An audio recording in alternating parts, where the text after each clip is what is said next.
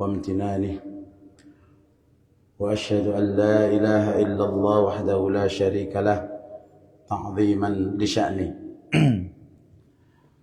وأشهد أن محمدا عبده ورسوله الداعي إلى رضوانه، صلى الله عليه وعلى آله وأصحابه ومن تبع هداه بإحسان إلى يوم الدين. أما بعد. Ikhwatal iman, kaum muslimin wal muslimat, as-shaimun was-shaimat, azani Allah wa iyyakum ajma'in, usikum wa nafsi bitaqwallahi azza wa jal, faqad faza al-muttaqun. Jamaah sekalian yang dimuliakan Allah Subhanahu wa taala, tidak terasa kita ini sudah di pertengahan bulan Ramadan. Begitu cepat waktu berlalu, mungkin nanti ketemu lagi sudah selesai bulan Ramadan. Yang penting kita minta kepada Allah selalu bahwasanya kita ini di bulan Ramadan mudah-mudahan sampai selesai bulan Ramadan, dan selalu Allah membimbing kita mengakhiri kehidupan ini dengan kebaikan, dengan husnul khotimah, karena al-ibrah bil khawatim, yang dinilai oleh Allah bagaimana akhir kehidupan kita. Nah, untuk mempertahankan itu semuanya, itu yang paling penting. Baik jemaah sekalian yang dimuliakan Allah Subhanahu wa taala, tema kita dakwah di era digital, antara peluang dan tantangan. Sebenarnya kalau kita berbicara dakwah, itulah tugas yang paling mulia, dan itulah tugas para nabi dan rasul. Ya. Jadi siapapun yang mengambil peran tersebut berarti mengambil peran yang luar biasa, karena di situ kita mengambil dan melanjutkan tugas para nabi dan rasul. Oleh karena itu Allah Subhanahu wa taala di dalam banyak ayat memerintahkan hal tersebut. Mulai yang kelihatannya fardu kifayah seperti wal takum minkum ummatun yad'una ilal khair. Itu redaksinya memang kelihatannya fardu kifayah. Dan hendaklah ada di antara kalian umat yang menyeru kepada kebaikan. Ya'muruna bil ma'ruf wa yanhauna 'anil munkar. Yang intinya adalah menyeru kepada kebaikan dan mencegah dari yang mungkar. Atau berupa perintah langsung, yang mana memang perintah tersebut kepada Nabi, tapi untuk kita semuanya, seperti ud'u ila sabili rabbika bil hikmati wal mau'izatil hasanah wajadilhum billati hiya ahsan. Maka perintah ini kalau mendengar ud'u, berserulah, berdakwahlah, maka kita akan memahami bahwasanya khitab tersebut untuk kita semuanya, bukan sebagian. Ya, bukan untuk sebagian saja, namun untuk kita semua. Tentunya sesuai dengan kapasitasnya.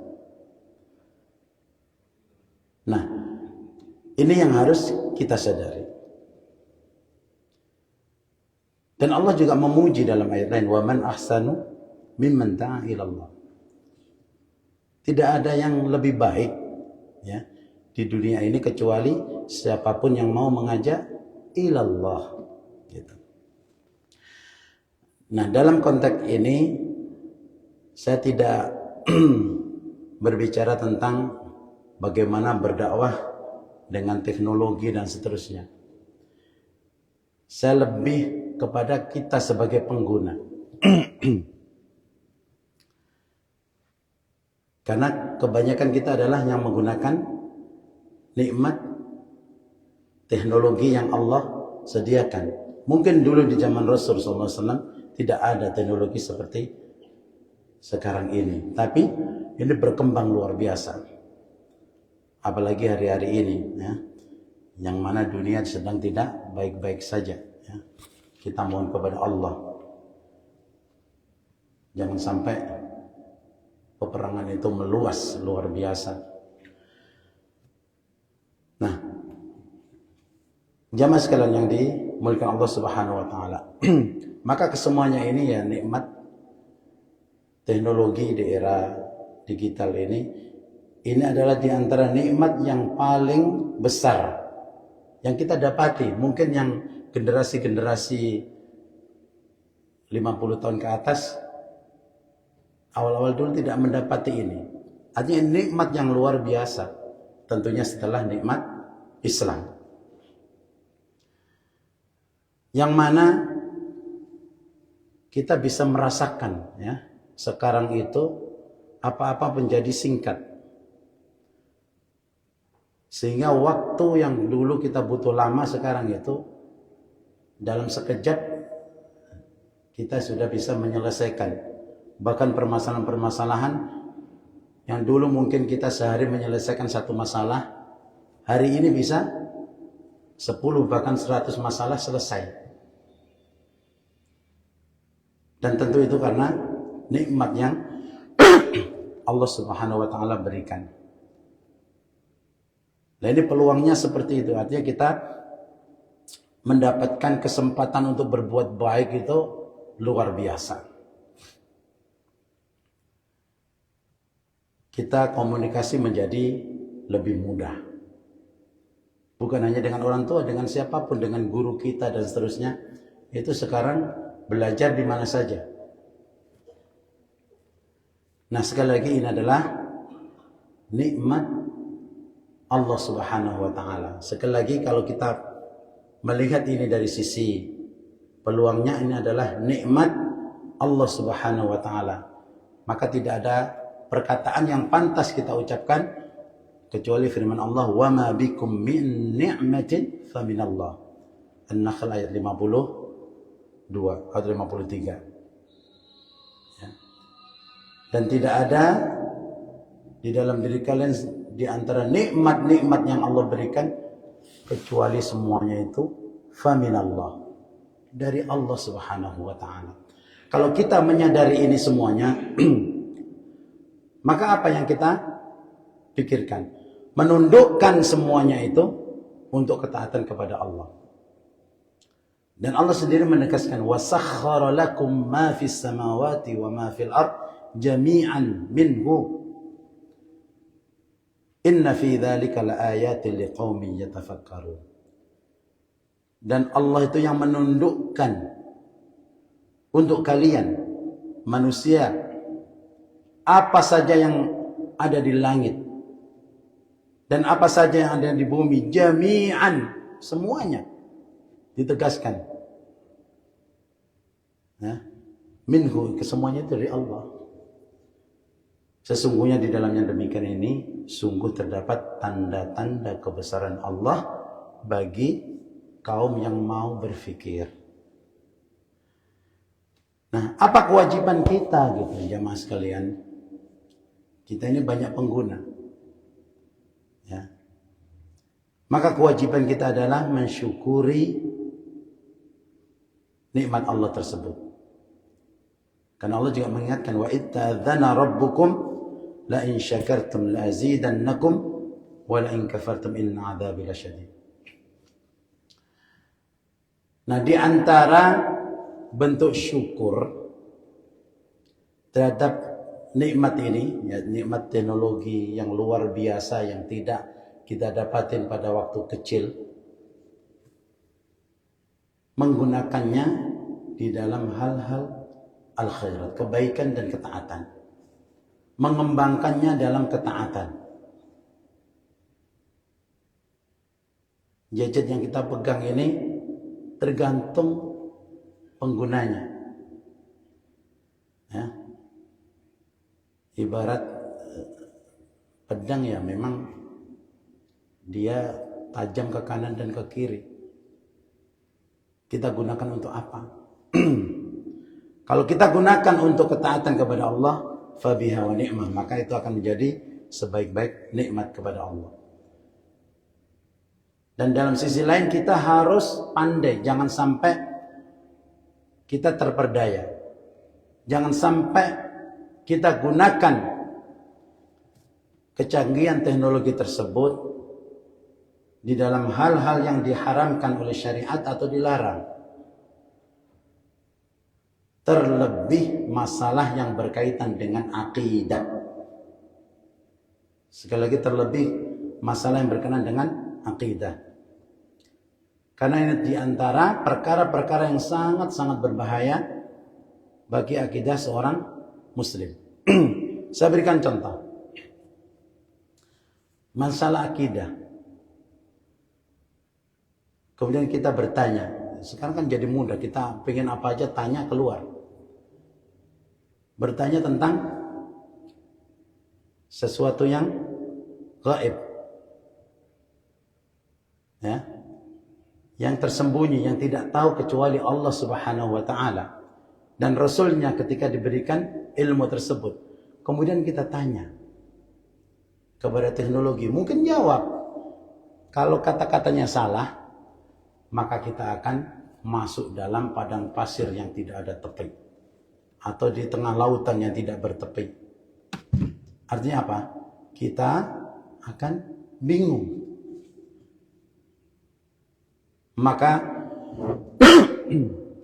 Allah Subhanahu wa ta'ala memberikan kata kuncinya seperti di surat An-Naml ayat 65. Qul la ya'lamu man fis samawati wal ardil ghaiba illallah.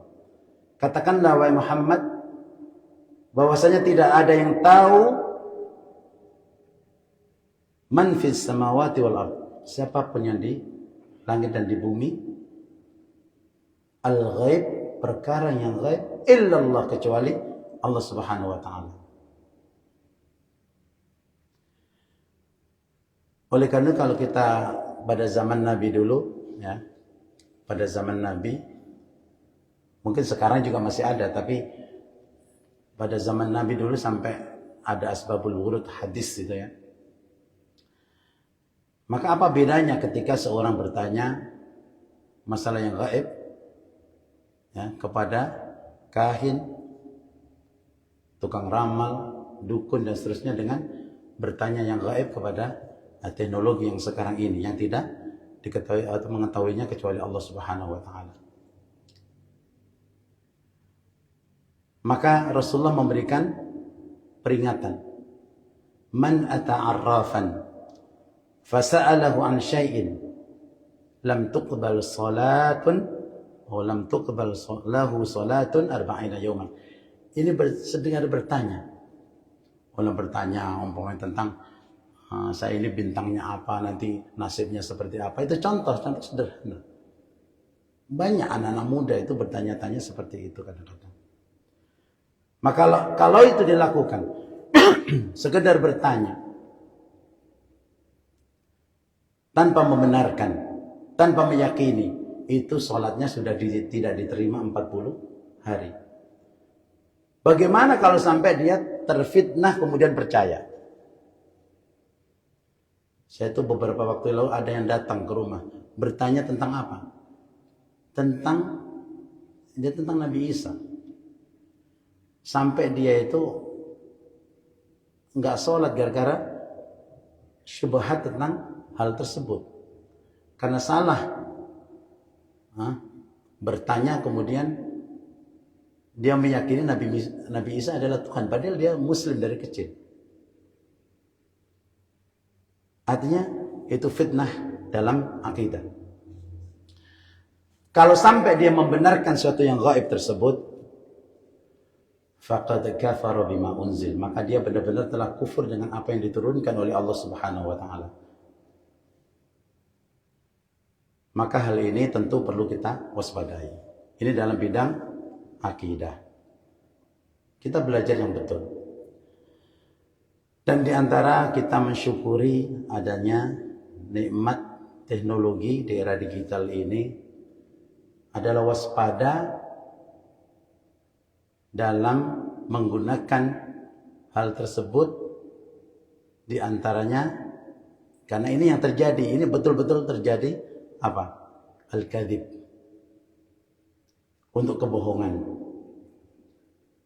wal buhtan, rekayasa, fitnah, wal iftira, sama juga rekayasa, tazwir, pemalsuan data, dan seterusnya.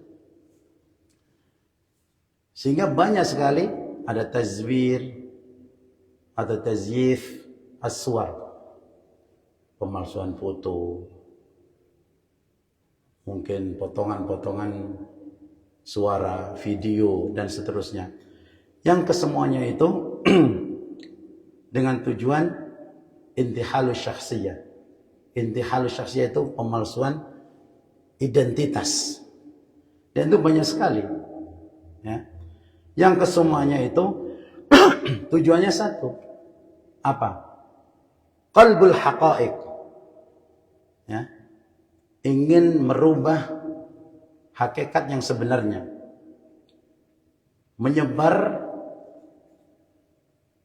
hal-hal yang menyesatkan. Bahkan terkadang ya, hal tersebut menjadikan seseorang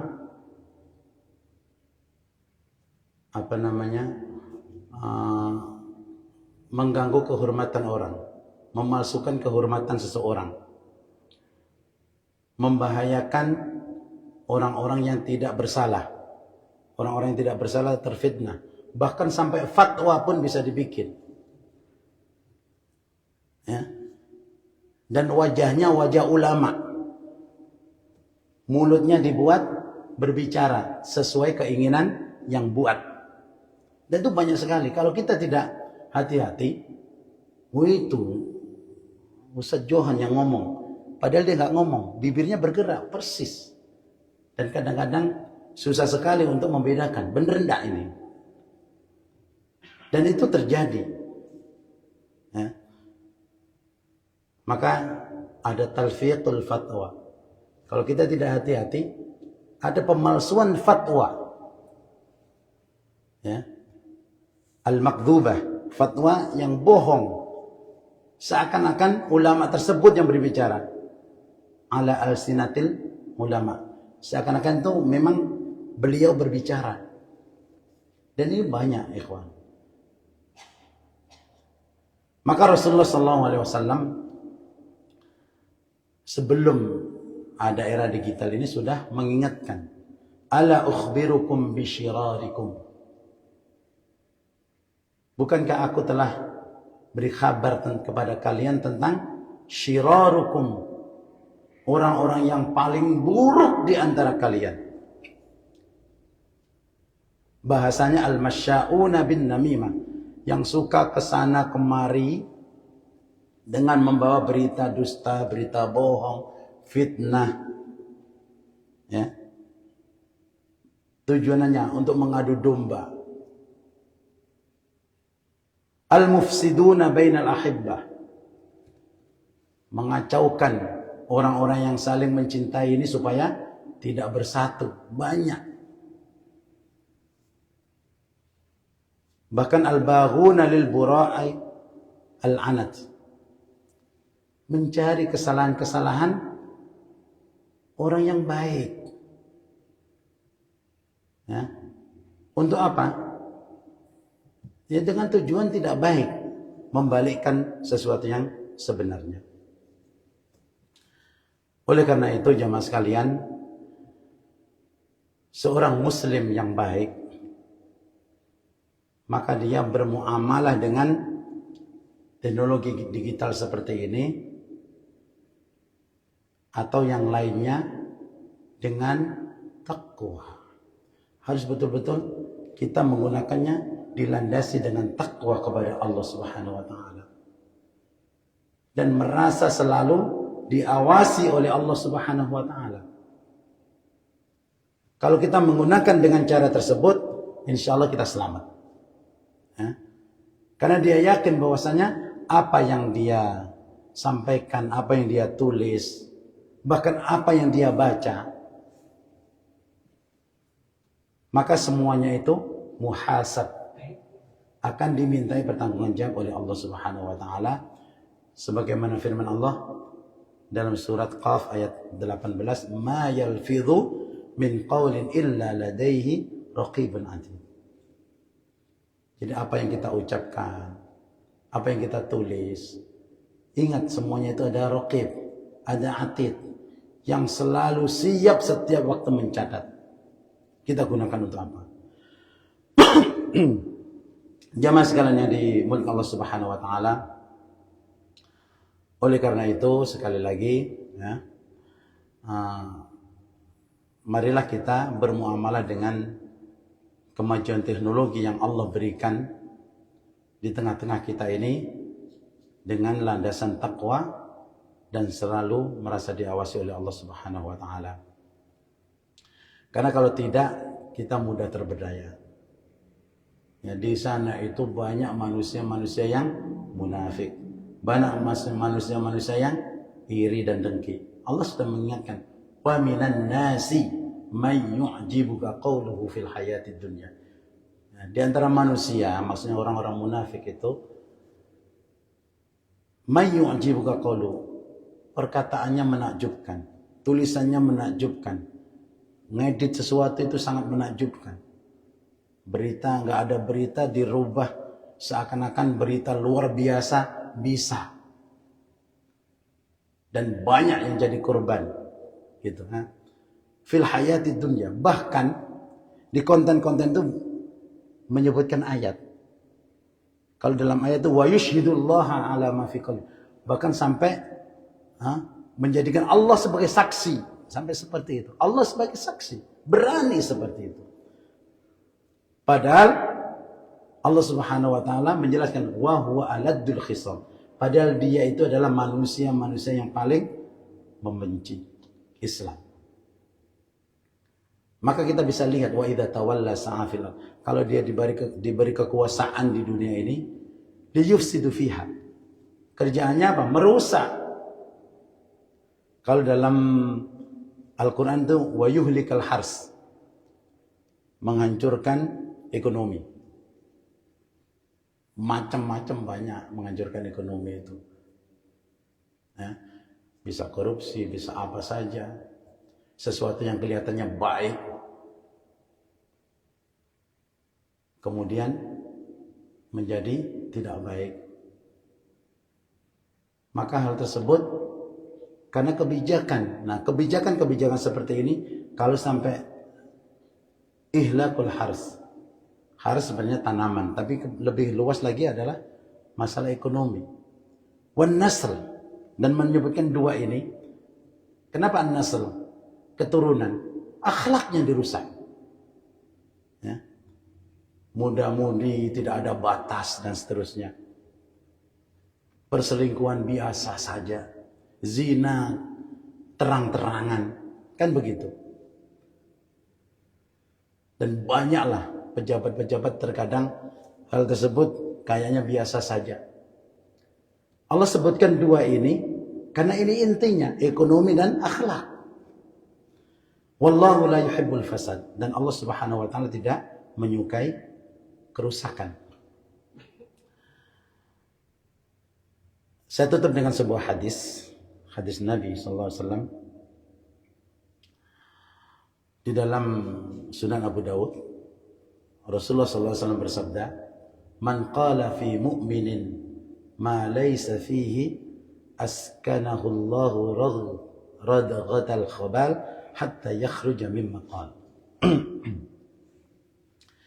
Siapapun yang berkata tentang saudaranya yang beriman, ya, ma laysa fihi, padahal dia tidak melakukan hal tersebut dengan tujuan kebohongan, fitnah, rekayasa, apalagi pemalsuan, ya, niscaya Allah akan menempatkan dia dalam lumpur. Dia tenggelam dalam lumpur. Rasulullah itu menggambarkan manusia itu seperti manusia tenggelam dalam lumpur. Bagaimana kita kalau tenggelam dalam lumpur? Pasti ingin keluar. ingin keluar dari lumpur tersebut, tapi tidak bisa keluar dari lumpur tersebut, kata Nabi, hatta yakhruja mimma qala, sampai dia keluar dari perkataan-perkataannya yang dia sudah ucapkan tentang saudaranya. Artinya apa? Dia harus bisa memulihkan nama baiknya. Dia minta maaf. Dia bertaubat kepada Allah. Tidak lagi mengulang hal-hal tersebut. Itulah jamaah sekalian. Kita dakwah di era digital itu seperti itu. Kita sebagai pengguna kebanyakan maka harus berhati-hati. Jangan sampai terfitnah. Karena benda kecil ini, ya gadget atau yang lainnya, kesemuanya itu kalau tidak dilandasi dengan takwa dan selalu merasa diawasi oleh Allah, maka kita akan tertipu, kita akan terfitnah. Waliyadzubillah. Mungkin ini yang bisa saya sampaikan. Mudah-mudahan ya, sekali lagi kita berdakwah di era digital ini bisa betul-betul bijak, karena memang itu sekali lagi nikmat ya, sekali lagi peluangnya adalah nikmat, tantangannya seperti tadi. Mudah-mudahan kita selalu ingat bagaimana menggunakan hal tersebut dengan baik. Landasannya adalah takwa dan muraqabah. Takwa dan muraqabah. Hadanallahu wa iyyakum ajma'in. Aqulu qouli hadza wa astaghfirullah li wa lakum wa sallallahu ala nabiyyina Muhammadin wa ala alihi wa sahbihi wasallam. Wassalamu alaikum warahmatullahi wabarakatuh.